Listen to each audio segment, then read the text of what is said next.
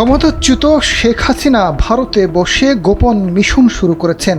আসন্ন নির্বাচন ঠেকাতে এবং অন্তর্বর্তী সরকারের পতন ঘটাতে পার্শ্ববর্তী রাষ্ট্রের গোয়েন্দা সংস্থা গত কয়েক মাসে অন্তত ৮০ জন প্রশিক্ষিত আততায়ীকে দেশের বিভিন্ন পয়েন্টে অনুপ্রবেশ করিয়েছে।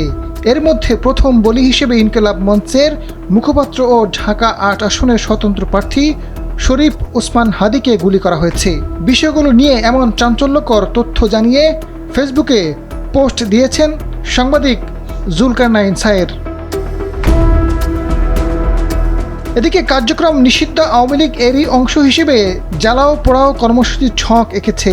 শুক্রবার সারা দেশে জুমার পর বিক্ষোভ মিছিল, শনিবার সারা দেশে সকাল সন্ধ্যা লকডাউন কর্মসূচি ঘোষণা করেছে। কর্মসূচি সফল করতে রাজধানীর বেশ কয়েকটি গুরুত্বপূর্ণ পয়েন্ট চিহ্নিত করেছে। কর্মসূচির আড়ালে সরকারি ভবন, শিক্ষা প্রতিষ্ঠান, উপাসনালয় ও গণপরিবহনকে লক্ষ্য করে অগ্নিসংযোগ, হামলা ও ধ্বংসাত্মক কর্মকাণ্ডের নকশা তৈরি করা হয়েছে। হাদিকে গুলি করার পরেই জুলকারনাইন সায়ের ফেসবুকে পোস্টে লেখেন, পার্শ্ববর্তী রাষ্ট্রের গোয়েন্দা সংস্থা গত কয়েক মাসে অন্তত ৮০ জন সুব্রত বাহিনীর মতো আততায়ীকে দেশের বিভিন্ন পয়েন্ট দিয়ে অনুপ্রবেশ করিয়েছে।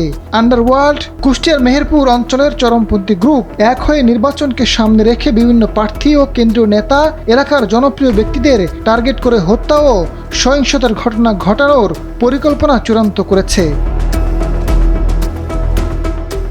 পশ্চিমবঙ্গ পুলিশের একজন ঊর্ধ্বতন কর্মকর্তা, যিনি সুব্রত বায়ানের হ্যান্ডলার ছিলেন, জামিনে থাকা পিচ্চি হেলাল ও চরমপন্থী গ্রুপ গণমুক্তি ফৌজের প্রধান মুকুল সম্প্রতি টেলিফোন কনফারেন্সের মাধ্যমে এসব বিষয়ে নিজেদের মধ্যে আলোচনা করেছে। সুব্রত বায়ান কারাগার থেকে তার মেয়ের মোবাইলে কনফারেন্স করে পিচ্চি হেলাল ও ভারতের পশ্চিমবঙ্গের পলাতক মুকুলের সঙ্গে কথা বলেছে। সুব্রত বায়ানের মেয়ে সিনথিয়া বিতু নেপালে পলাতক, বিডিআর মামলার পলাতক আসামি লেদার লিটন, পিচ্চি হেলাল, মুকুল, বাড্ডার বড় সাইদ ও দীপুর সঙ্গে কথা বলিয়ে দেয়। নির্বাচন বানচাল এবং দেশকে চরম অস্থিতিশীল করতে বিশেষ গোষ্ঠী সর্বোচ্চ চেষ্টা করে যাবে। একতাবদ্ধ থেকে এদের মোকাবেলা করাই একমাত্র উপায় বলে মনে করছেন জুলকারনাইন সায়ের। এদিকে ঢাকা ১০ আসনের প্রার্থী হাদিকে গুলিবিদ্ধকারীদের এ ঘটনার জন্য মূল্য দিতে হবে বলে হুঁশিয়ারি দিয়েছেন সরকারের উপদেষ্টা মুস্তফা সরোয়ার ফারুকী। ফেসবুক পোস্টে তিনি লেখেন, গণহত্যার দায়ে কনভিক্টেড হাসিনা ভারতে বসে একের পর এক খুনের হুমকি দিচ্ছিলেন গত কিছুদিন ধরে, আর আজকে গুলিবিদ্ধ হলো ওসমান হাদি। এর আগে হাদি বহুবার ভারতীয় নাম্বার থেকে খুনের হুমকি পেয়েছেন। কে বা কারা এটা ঘটিয়েছে, যারাই ঘটাক এটার মূল্য তাদের দিতে হবে। পোস্টে তিনি হাদির সুস্থতা কামনা করেন।